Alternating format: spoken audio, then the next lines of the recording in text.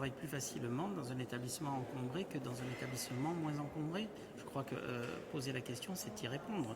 Évidemment que les conditions et de détention et de travail se trouvent facilitées dans un établissement dont l'occupation est moindre.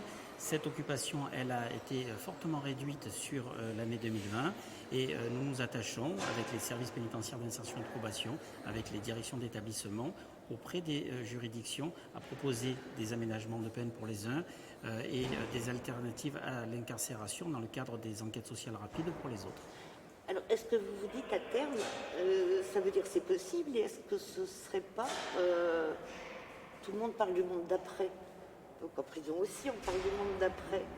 Et est-ce qu'on se dit, puisque finalement on a pu faire baisser la population carcérale, c'est possible, et c'est peut-être une des pistes qu'on va poursuivre après?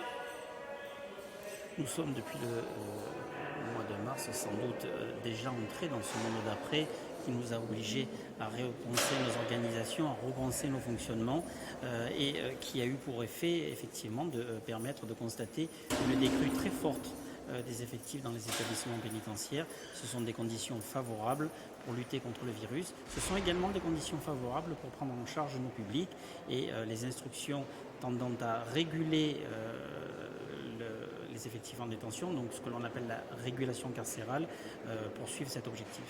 Ce serait bien que ça continue comme ça. Et nous nous y employons.